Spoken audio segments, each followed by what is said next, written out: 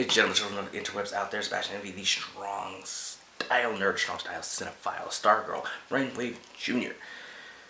Man, we saw some things, we learned some things, we saw some more things, and we have our first real big narrative misstep when it comes to Stargirl. We've had some little hiccups and potholes here and there, but this is our first major misstep, I think, in this episode.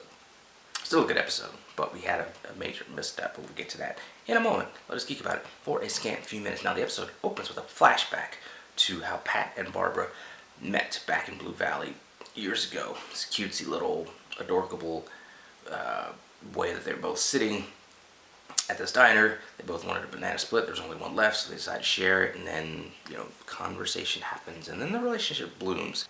Purposely done that way to show the beginnings of the relationship, to show, then immediately jump to what is potentially the end of the relationship.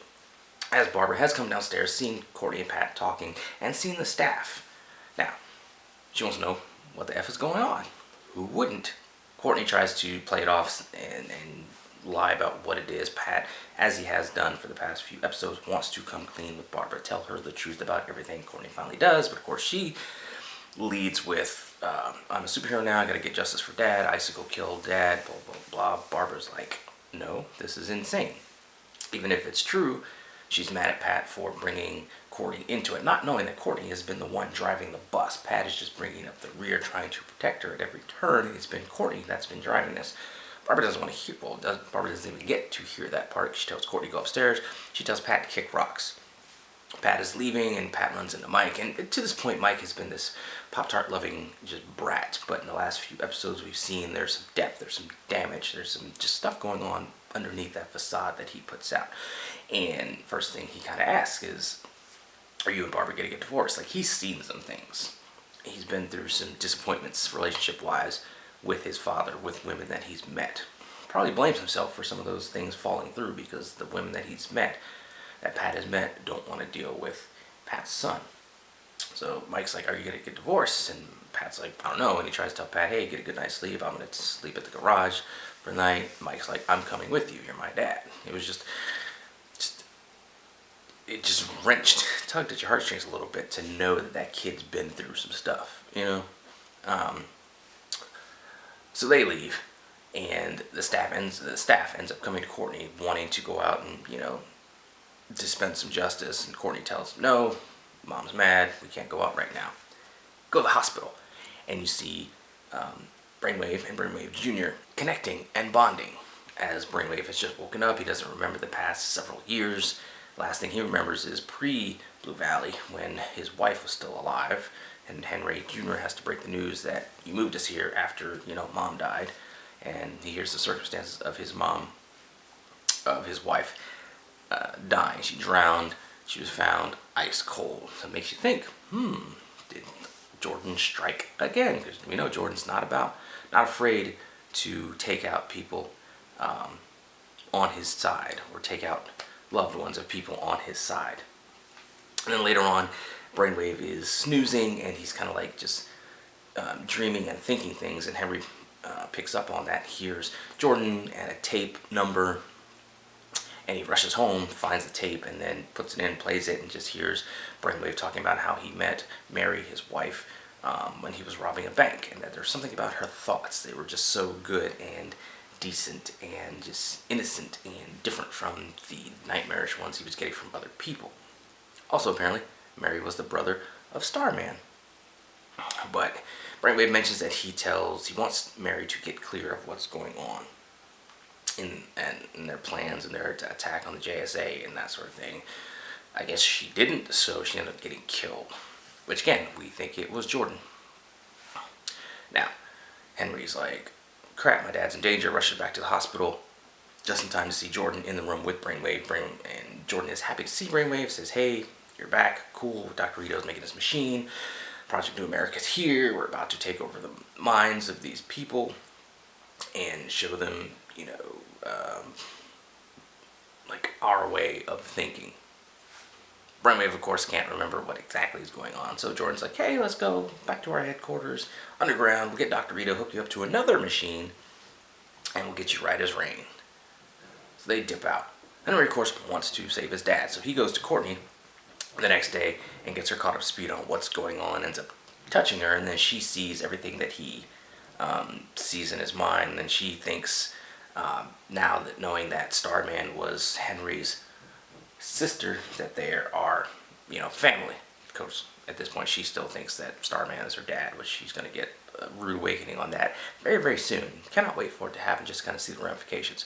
But they decide they need help to go after the ISA, so they go meet with the other junior JSA members, who are none too happy that she wants to potentially team up with Henry.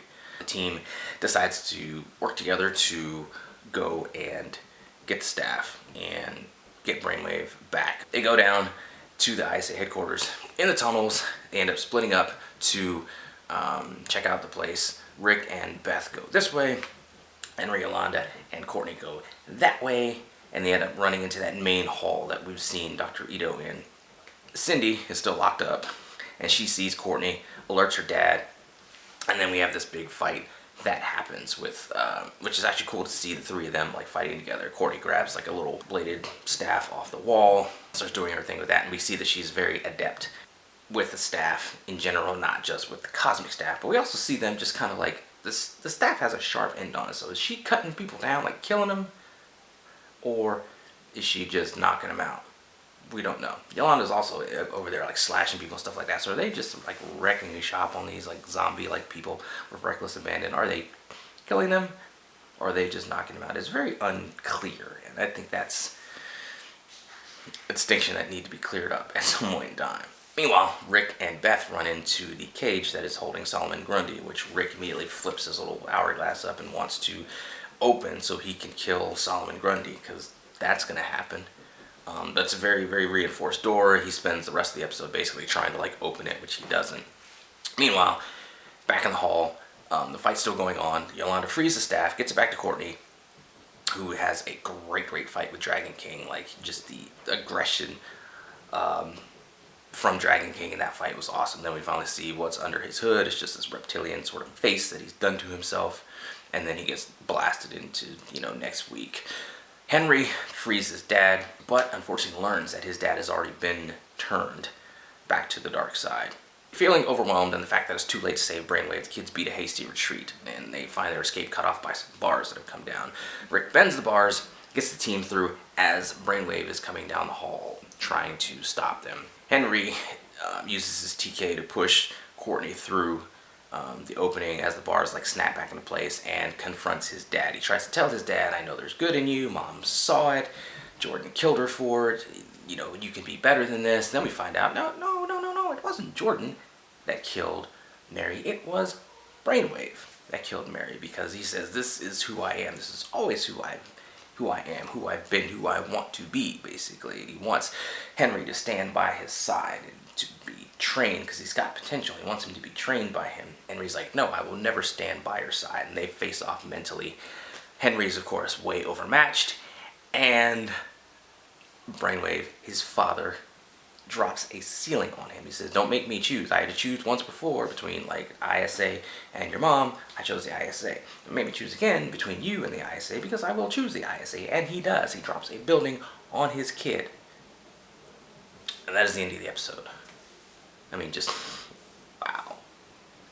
And other stuff in the episode, Pat tries to go to Barbara's job as she's packing up her stuff. She sends an email to Courtney's actual dad saying, hey, stuff's going on with your daughter. Get back to me. And then we see that the guy actually responds. So like I said, I think that's going to come to a head soon. But also, Jordan comes in with his parents who want to give Barbara some cookies and stuff. And then they start speaking like Norwegian or whatever. Barbara records it. And then they have a scene, Pat and Barbara has a scene back at the diner that they met at, where Barbara translates the Norwegian, and it talks about the way Jordan looks at Barbara, which, again, man, if we do the freaking love triangle crap on the CW next season, I will just scream. But also they mention the machine, how things won't matter once the machine is turned on. Barbara wants to know what the machine is. Pat's like, I don't know. So they've got some investigating to do on their own.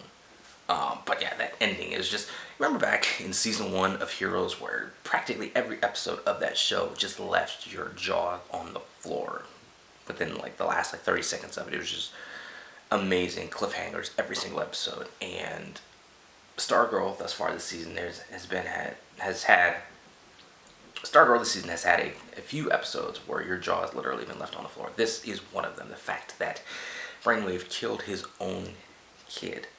If he did. Now in the comics we've seen where some instances where Brainwave has been near victory, or groups that he's been involved with have been near victory over some, team of superheroes. He's been near it, but he has kind of fouled things up because he still cares for his son. Is this going to be an instance where, like, we think that he killed his son, but he ended up actually using his telekinesis to, I don't know, make it appear like he dropped the roof on it, maybe like dug some sort of trench or something that protected Henry Jr. from the falling debris. Maybe we'll find out that his wife Mary is actually still alive in hiding somewhere. Or we find out that he's an evil mofo. But just seeing that happen and just seeing the reaction for the other team members, seeing Henry try to make peace with Yolanda a few times in the episode, saying that he's like sorry for what happened. He wishes she could read his mind to see how sorry he was. Even in his last moments, he apologizes to Yolanda. He also tells Courtney that she's right, that there is good in people, that he doesn't want this instance of violence and death and murder from his dad to change her outlook on people. It was just, it just throws out the window like a lot of the stuff we thought we were going to see. We thought we were going to see maybe Henry side with the ISA up until like the last moment where he sees their plan and doesn't want any part of it, and then he decides to switch sides. There's so many other different ways we thought Henry was going to go until the roof dropped on him. It was man. And like I said, did we get our first storytelling misstep? Because in the last episode, Henry seizured the lawyer. There's no mention of it in this episode whatsoever. There's no mention of any cleanup, anything to brainwave from Henry to his father, from Henry to Courtney. There's just no mention of this dude at all. We get this sort of redemption-y story with Henry, where he's just making peace with Yolanda and trying to put his body on the line to make sure the others got out and got safe, sacrificed himself. So we get this redemption, but we just don't touch on the fact that he killed somebody like last episode at all. That was a grave storytelling misstep, because this was a potentially huge development for Henry and the possible direction he could go, and then we totally just went left in the, I guess left us this way, in the next episode, to not even mention it at all. That I didn't like. That I thought was a grave storytelling misstep. One of the few that they've had this season. But it goes to show you, the show is good. The show is really, really good. The show is not perfect. And this was definitely an instance where that was on display. Is it, does it just totally break the episode? Not really. Does it break the two-parter?